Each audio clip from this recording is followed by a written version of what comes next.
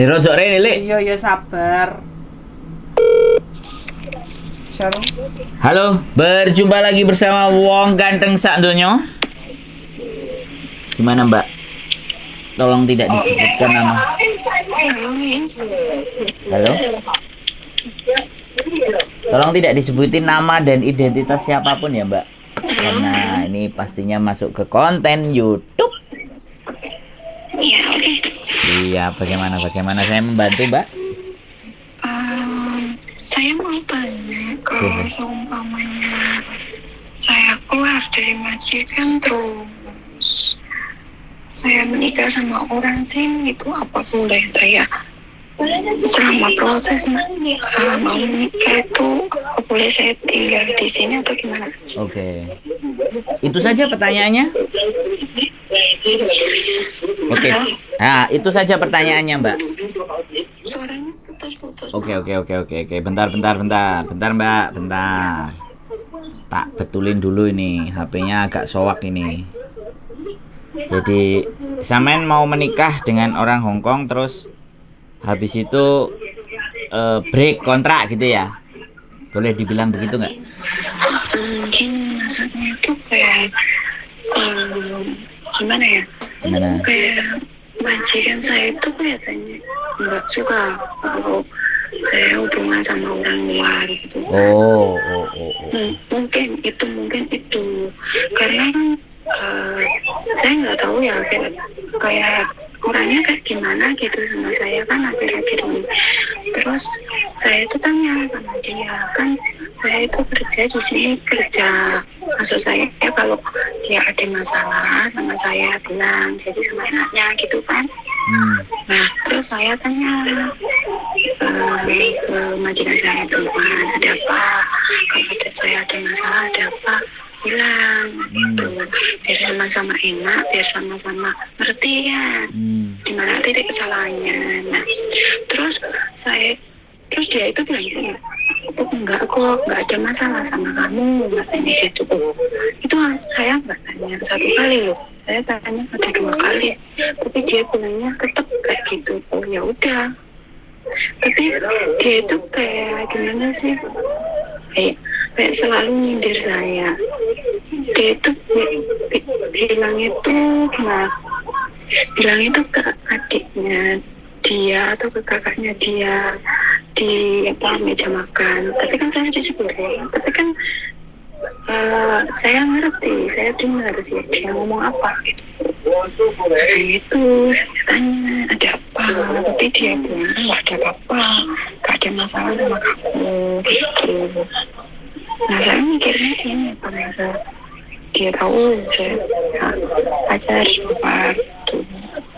Nah terus saya kan bilang sama pacar saya di luar, terus kata dia gini, ya kamu tanya sama bosmu gimana gitu. Terus saya tanya, katanya nggak ada apa-apa, tanya 2 kali itu. Terus kata pacar saya bilang gini, tapi saya dengar kok mau keluarin saya gitu majikan kan, tapi katanya nggak ada masalah apa-apa gitu. Terus kata pacar saya gini, kalau memang keluar ya udah nikah saja gitu. Terus masalahnya gini, kalau saya keluar terus sama dia nikah kan itu butuh proses kan, maksudnya itu proses, maksudnya sewaktu kalau saya seumpama dikeluarin terus dia langsung gimana mau proses nikah sama saya gitu, apa bisa saya nunggu sebentar sama proses nikah itu gitu maksudnya. Oke. Giliran saya ngomong ya, boleh? Iya, oke. Saya sudah cukup memahami dari masalahnya sampean. Masalah yang pertama adalah berarti sampean memang ada hubungan serius dengan orang Hong Kong. Oke? Iya. Oke, 1. Terus yang kedua, ini permasalahannya kalau saya telaah ada 3 persoalan. Yang persoalan berikutnya adalah sampean merasa majikan sampean mengetahui hubungan sampean dan membuat suasana menjadi tidak lebih nyaman. Nah, gitu kan? Oke. Iya, iya, benar. Oke, jadi persoalan pertama adalah sampean gede rasa, Mbak. Jadi GR. Jadi sebaiknya ya. Kalau sampean memang menjalin hubungan, sampean tetaplah menjalin hubungan boleh, ya. Tetap pekerjaan sampean, tanggung jawab sampean. Cuman kita jangan terlalu berperasa. Selama dia tidak bilang bahwa le cao, le cap ye, itu artinya sampean masih dipertahankan di situ. Jadi sampean nggak perlu khawatir. Satu itu ya, satu. Aku bilang, ya, jadi sampean nggak perlu perasa banget. Orang Hongkong itu kalau sampean pakai rasa, sampean rasakan banget, remuk sampean. Jadi ya benar sih Kak. makanya Saya kan tanya, saya tanya gitu kan, maksud saya baik apa saya ada masalah, biar sama-sama ngerti, biar sama-sama bisa jelasin, ngurusin gitu loh. sudah, nggak usah ditanyakan berikutnya lagi. Sudah 2 kali 3 kali sampean tanya, sudah selesai. Anggap bahwa sampean tidak ada masalah dengan mereka. Kalau ada masalah sama mereka, biarkanlah mereka yang mengutarakan, ya. Jadi sampean nggak usah. Sekarang tujuannya adalah sampean bekerja, melakukan kerjaan aktivitas sampean sehari-hari, dan tidak ada masalah, kau timsai, selesai, ya. Nggak usah pikirin gede rosonya, sudah. Nah, itu menjawab pertanyaan sampean dengan majikan. Yang penting sampean tidak punya salah, sampean baik-baik bekerja, itu sudah nggak usah dipikirin. Majikan mau ngomong apa, kalau orang Jawa bilang moto pijak kuping budek, oke? Jadi itu cukup. Nah, sekarang kita atur strategi berikutnya, yang kedua. Nah, karena sampean sudah menjalani hubungan dengan orang Hongkong, make sure, pastikan bahwa sampean akan menikah dengan dia. Nah, gunakan itu. Terlepas sampean sekarang sama majikan, pastikan tantang dia. Kapan mau, kalau memang mau menikah, ayo, ya.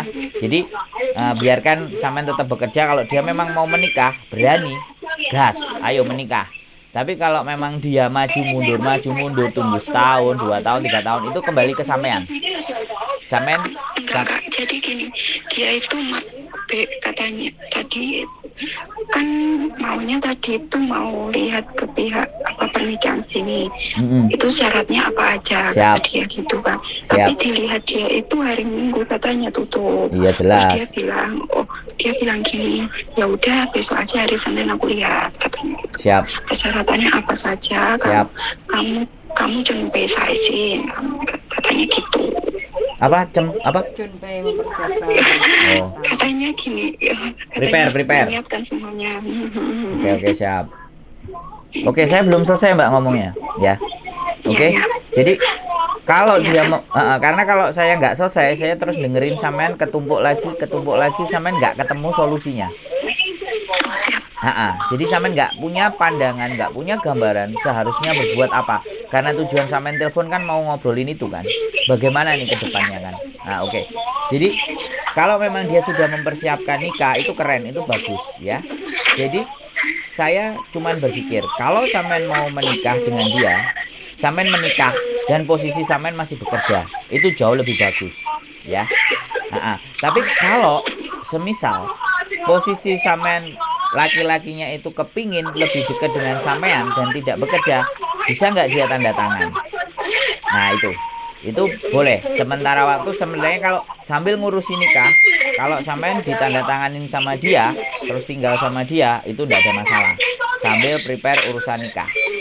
Nah, pilihannya di situ. Kalau sampean menikah, tapi sampean keluar dari majikan, alamat sampean pulang ke Indonesia, sampean tidak bisa nunggu visa di Hongkong.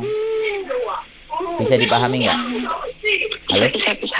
Jadi karena begini, proses untuk sampean menikah, yang pertama kan memasukkan data-data ke lembaga pernikahan Hongkong. Setelah sampean memasukkan ke lembaga pernikahan Hongkong, pernikahan itu baru terjadwal. Lah, jadwalnya entah sebulan, entah 2 bulan. Oke. Nah, itu kalau berkas-berkas sampean juga lengkap, komplit. Nah, kalau sudah lengkap, komplit, hitunglah 1 bulan sampean terus menikah. Nah, setelah 1 bulan menikah, belum lagi sampean urus dependent visa atau visa ikut suami. Setidaknya sampean itu akan membutuhkan sekitar 6 minggu sama seperti proses sampean berangkat dari Indonesia ke Hong Kong. Kalau di total dan hitung butuh waktu sekitar 4 bulan sampai ke 5 bulan. Proses sampean paling cepat. Tapi kalau bisa jauh lebih cepat itu keren.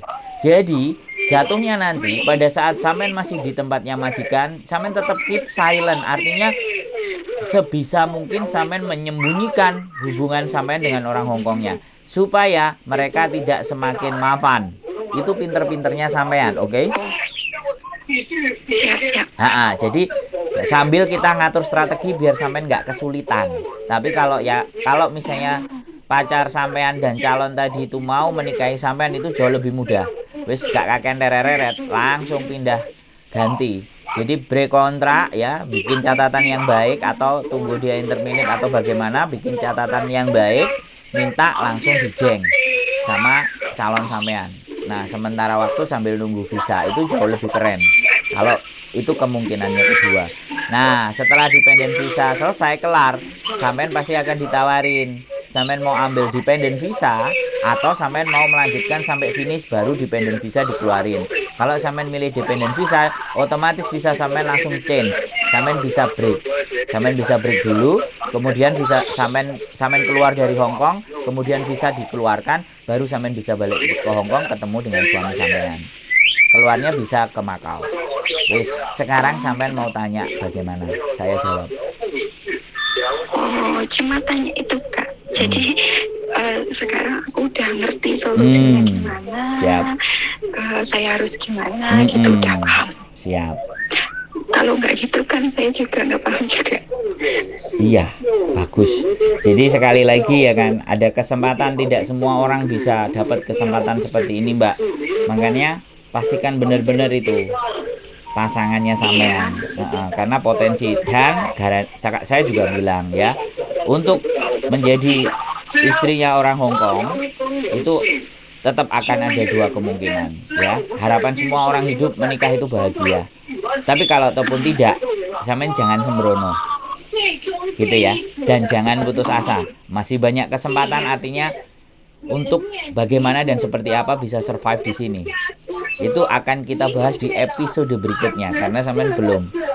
Nanti kalau sampean sudah sampai ke titik itu, sampean boleh telepon saya lagi. Kita bisa bahas lagi. Begitu ceritanya. Ada lagi yang kira-kira butuh kita diskusikan hari ini? Cukup? Gini Kak. Boleh. Tapi gini, maaf ya. Tapi saat saya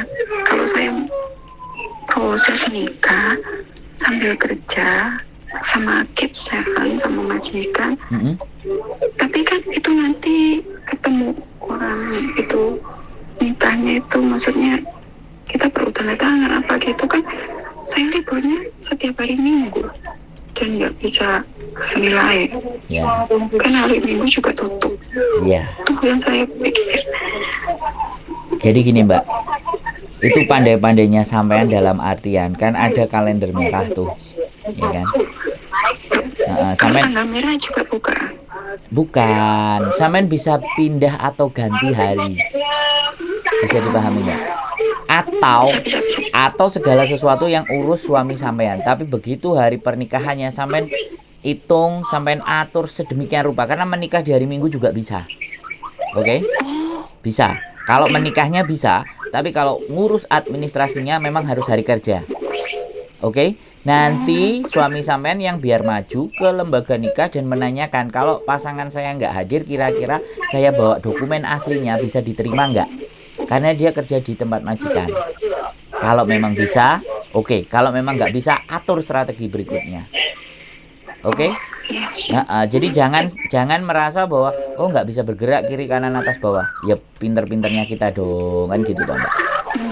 Iya. Oke. Ada lagi yang kira-kira masih mengganjal di hati dan pikiran sampean? Udah cukup Kak, Cukup. Itu saja udah makasih banget.